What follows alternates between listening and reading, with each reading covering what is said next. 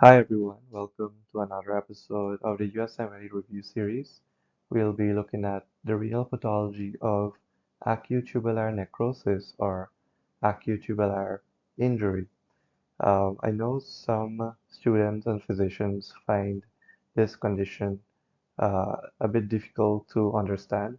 So in this video, I'll go through everything that you'll need to know about acute tubular necrosis for the USMLE board exams. And if you find this video helpful, please consider liking it and subscribing to my channel for more video like these. So just for an introduction into acute tubular necrosis. So acute AKI due to tubular damage is called acute tubular necrosis. And if you look at this word and this condition, you would realize that it's self-explanatory really, because tubular necrosis suggests cell death, and tubular necrosis suggests cell death in the tubules of the kidney. And ATN accounts for 85% of intrinsic AKI and the majority of hospitalized cases.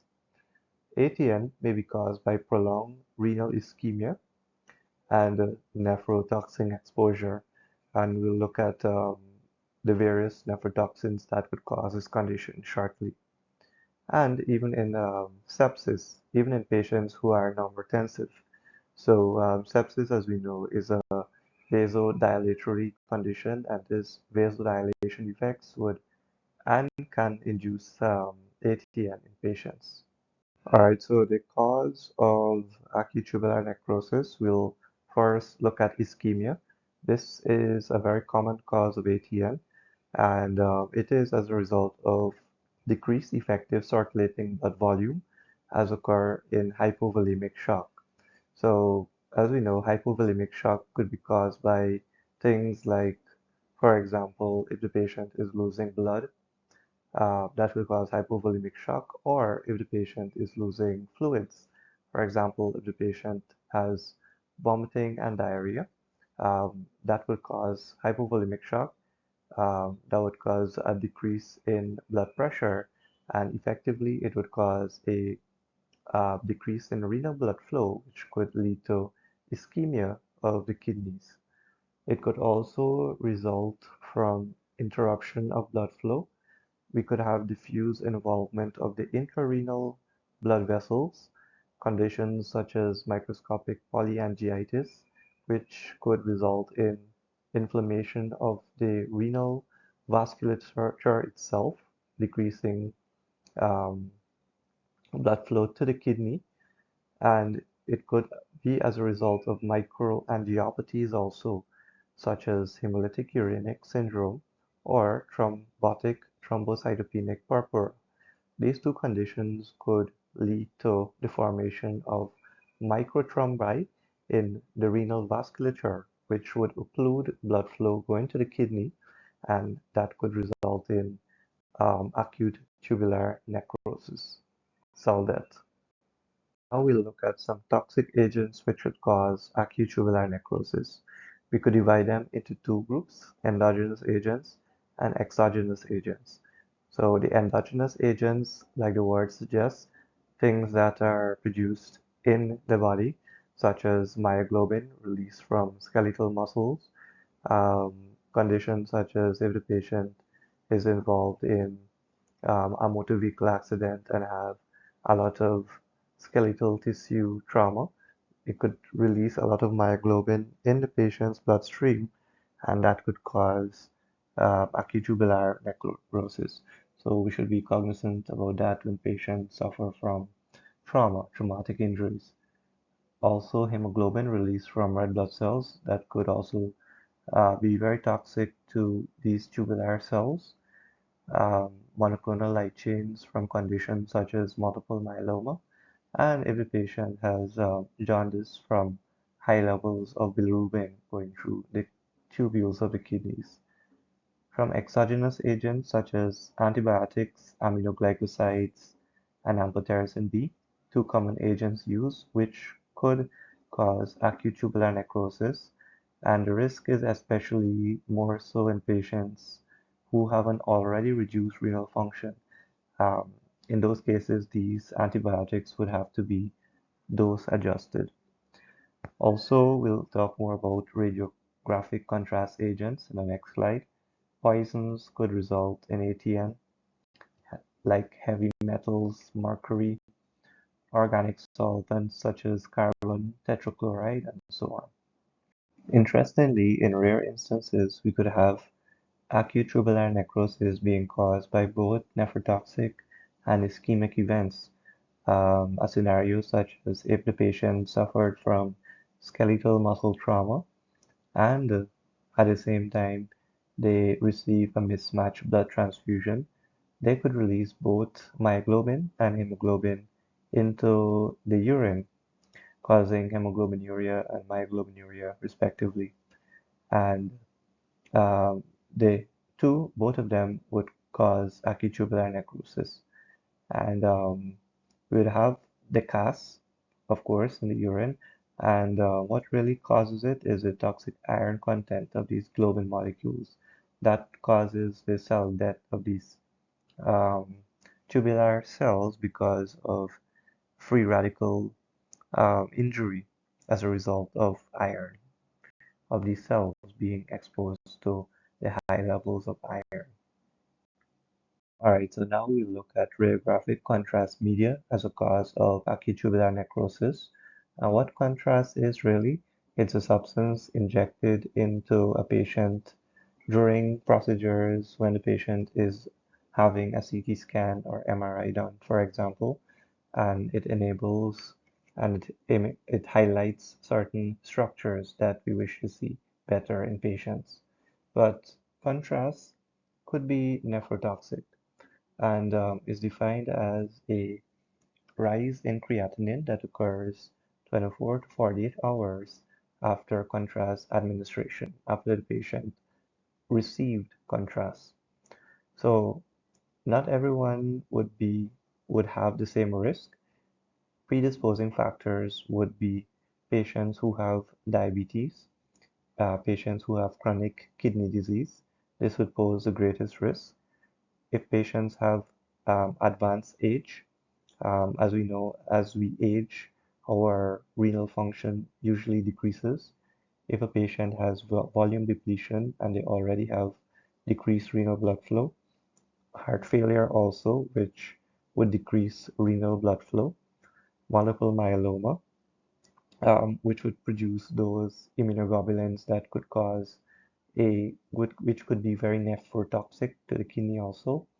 If the patient required multiple doses of contrast, the use of NSAIDs and ACE inhibitors, which both could decrease the patient's GFR, increasing the risk of acute tubular necrosis. We could prevent contrast-induced nephropathy by um, lowering the contrast volume if it's possible, um, hydrating the patient with intravenous fluids before the administration of the contrast, or giving the patient oral intakes of fluid. And even holding, if the patient is on diuretics, hold the diuretics, which would prevent volume depletion in the patient. So these are ways in which we could prophylact against contrast-induced nephropathy, especially if the patient has risk factors, or if the patient has great risk factors, avoid contrast use in the patient as much as possible. Alright, so this is just a summary of the pathogenesis of acute tubular necrosis.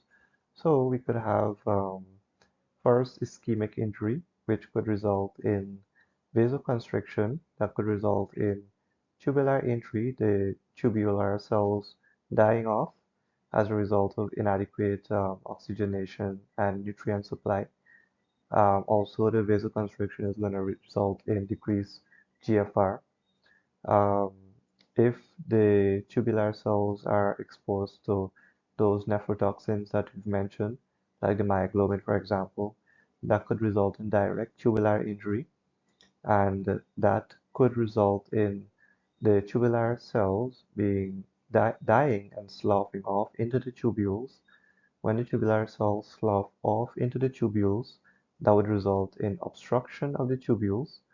So, obstruction of the tubules would prevent the passage of the fluid in the tubules from moving. So, that would result in decreased urine output, and that would result in decreased GFR. The tubular injury could also result in interstitial inflammation, which could result in decreased GFR, and the tubular back leak could result in decreased urine output. Alright, so now we'll look at a microscopic pathology of acute tubular necrosis. So we could see tubular epithelial injury at multiple points along the nephron, and very characteristic, there's skip areas in between these points. There's occlusion of the tubular lumen by CAS. That's when the cells lining the tubules um, would die and they would fall off into the lumen and they become CAS, and that occludes the tubular lumen. The straight portion of the proximal tubule and the ascending thick limb in the renal medulla are especially vulnerable, and this is especially true in ischemic cause of acute tubular necrosis. Because if you think about it, the straight portion and the thick ascending limb would be more deep within the kidney in the medulla. And as we know, the medulla would receive less renal blood flow. And when ischemia occurs, it tends to affect the kidney where there is less renal blood flow than in the cortex where there is more renal blood flow. That's why um, in acute tubular necrosis, ischemic type, the straight portion and the thick ascending limb, which are more deep within the medulla, where there is decreased renal blood flow, are more vulnerable and more affected. The focal lesions may also occur in the distal tubules together with CAS.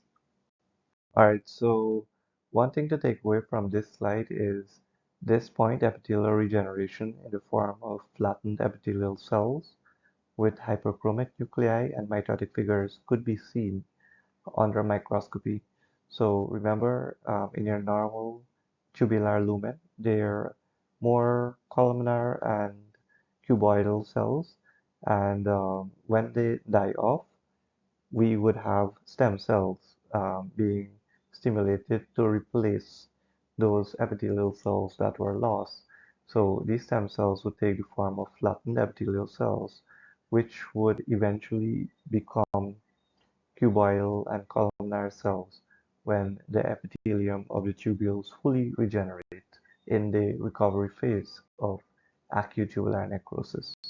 So now let's look at the pathology of the toxic type of acute tubular necrosis.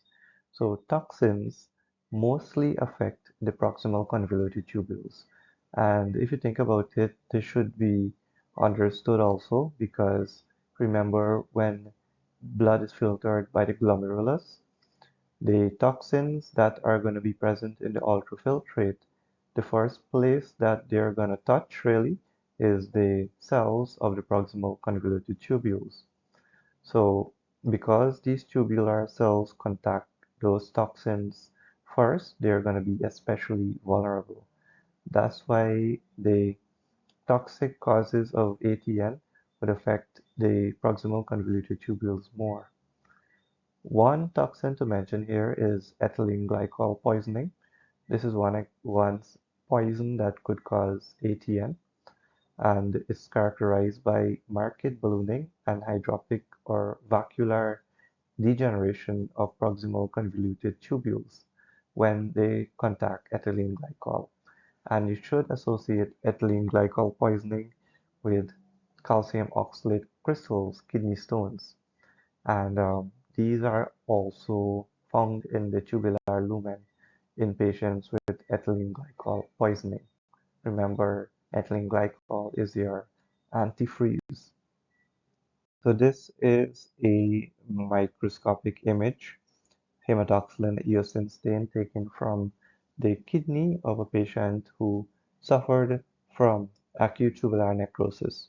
As you could see here, the epithelial cells in the tubules are necrotic.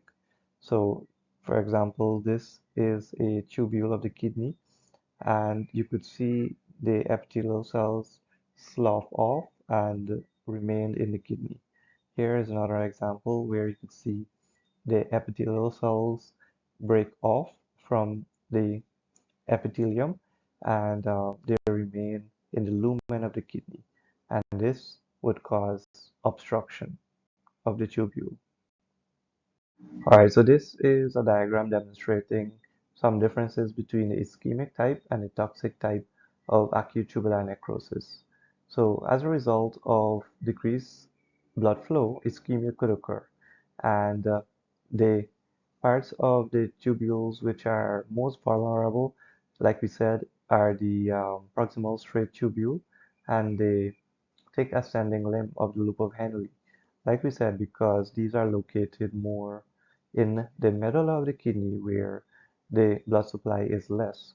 So if there was an ischemic event occurring, these part of the tubules would be more affected. And in the toxic type, if we contrast this, um, the part of the nephron that would be most affected is the proximal convoluted tubule because, like we said, when the blood is filtered by the glomerulus, the ultrafiltrate would contain the toxins which would affect the cells lining the proximal convoluted tubule first before it moves on. And as you could see here, in both cases, the CAS would end up in the distal parts of the nephron. So, for example, if there's necrosis in the proximal portion, the CAS would traverse along the tubule and end up being lodged in the distal convoluted tubule and even in the collecting duct. And this would definitely cause obstruction and decrease the production of urine. That's why patients with acute tubular necrosis, they would have decreased urine output as a result of this. So now we'll look at a clinical course of acute tubular necrosis. So we have the initiation phase, the maintenance phase, and the recovery phase. We'll start with the initiation phase. And the clinical course is an area where students and doctors usually have a difficulty understanding. So hopefully after this talk, you'll have a better understanding of the course of acute tubular necrosis. So the initiation phase involves the inciting event and it lasts around 36 hours approximately. So the inciting event meaning maybe in this phase the patient experienced hypotension or the patient lost blood or the patient was exposed to a nephrotoxin that was toxic to the tubular cells. So that's the initiating insult. And this phase is characterized by oliguria, and that's a decline or a slight decline in urine output. And because there's a transient decrease of blood flow um, during this phase, particularly renal blood flow, they would have a declining GFR as a result. So if we have a declining GFR, then we'll be filtering less plasma. So we're gonna have a rise in blood, urine, nitrogen. So these are the important events that occur during the initiation phase. So now let's look at the maintenance phase of acute tubular necrosis. This typically occurs and lasts about 1 to 3 weeks, and it results in a decrease in urine output between 40 to 400 mils per day. That is still oliguria. It could even result in anuria sometimes. So some events in the maintenance phase, we would have hypertension, and that would be as a result of a lot of salt and water overload. If we're not filtering enough plasma, then it's gonna result in accumulation of salt and water and that's gonna increase blood pressure. We're gonna have, because of oliguria and decreased GFR, we're gonna have increased BUN concentrations. We're gonna have hyperkalemia because we're not excreting adequate amounts of potassium, so it accumulates in the serum. We're going to also have metabolic acidosis for the same reason. The kidney would have decreased ability to get rid of hydrogen ions. As a result, you would have a metabolic acidosis occurring. And you would have manifestations of uremia because BUN is not gotten rid of. If it gets at high enough levels, you're going to have clinical signs of uremia, such as itching, for example, even encephalopathy if it's severe enough. So in the recovery phase, when the kidney is regaining function, there would be a steady increase in urine volume that may reach up to 3 liters per day. So note that in the recovery phase, the patient would now experience polyuria or may experience polyuria. Um, Large amounts of water, sodium, and potassium are lost in the flood of urine, and that's because of damaged tubules. So this makes sense because in acute tubular necrosis, we know that the tubular epithelial cells are sloughed off, and because these tubules are damaged, when the ultrafiltrate enters the tubules, the sodium, the potassium, for example, won't be able to reabsorb back into the blood. So as a result, they would be lost in the urine. And because of this, the patient in this recovery phase is at high risk for hypokalemia. So the potassium levels in these patients with acute tubular necrosis, both in a maintenance and recovery phase, must be monitored for changes in potassium levels. So that's really important to monitor while a patient is in um, recovering from acute tubular necrosis. If it's low, it needs to be replaced. The renal tubular function is eventually restored when those tubular cells are regenerated, and when that happens, the bond and the creatinine levels that were elevated would start to drop and return to normal. All right, so now let's look at some laboratory findings in acute tubular necrosis. So first, starting off with the bond creatinine ratio, it's usually going to be less than 20 to 1 because tubular function is not intact. Remember, acute tubular necrosis is an intrinsic renal um, disease. It causes intrinsic renal failure. So the bond creatinine ratio is going to be less than 20 to 1. Unlike in pre-renal failure, where the bond creatinine ratio is more than 20 to 1, where the bond is elevated more than the creatinine. Since this is an intrinsic renal pathology, the bond and the creatinine are both elevated in equal ratio or almost equal ratio. Next is the urine sodium. So the urine sodium and the fractional excretion of sodium are usually elevated. And this would make sense because the tubules, we depend on the tubular cells to reabsorb sodium. So if sodium is not being reabsorbed in the tubules, we would have it being spilled into the urine. So our urine sodium and fractional excretion of sodium is going to be increased in ATN. In urine microscopy, this is a pretty high yield and important finding. If you do a urinalysis on these patients, you will find granular cas, or what's known as muddy brown cas, in the urinalysis microscopy. So these cas are actually sloughed off tubular cells that died, and they are going to be of the appearance of muddy brown. And you're gonna see on the next slide how they would appear.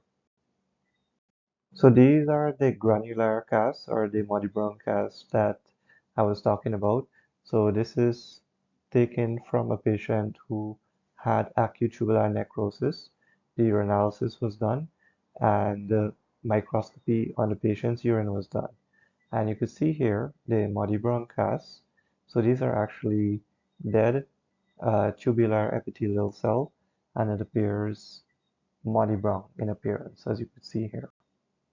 So this is very pathognomonic for acute tubular necrosis when these casts are seen. Alright, so finally we're going to look at some management aspects of acute tubular necrosis. First, we're going to address volume overload.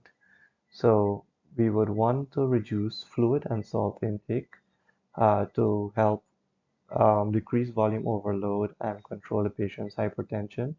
And we should address the potassium levels in the patient. Both hyperkalemia, we should look out for both hyperkalemia and hypokalemia, particularly in hyperkalemia in the maintenance phase and hypokalemia in the recovery phase. So these patients' serum electrolyte should be monitored intensively because we don't want great fluctuations, particularly in our patients' potassium levels. So if there's any abnormality, it should be corrected um, promptly. Next, we could use diuretics. The most common diuretics used are thiazide diuretics, which could help augment urinary output in these patients.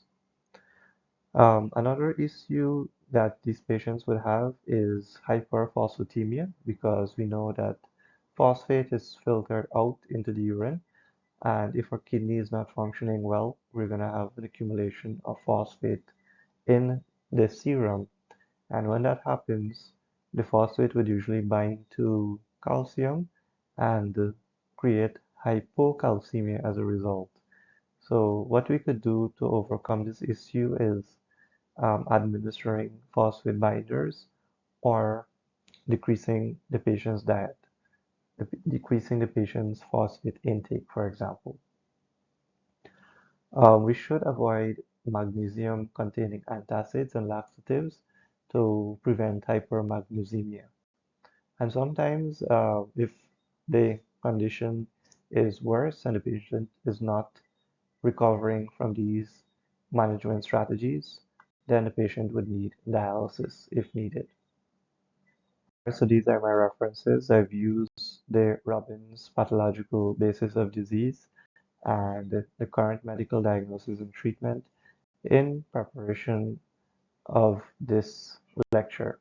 And of course, I've used your first aid as a reference just to ensure all of the materials are covered. Alright, so that's everything that you need to know about acute tubular necrosis. Thank you for watching this video.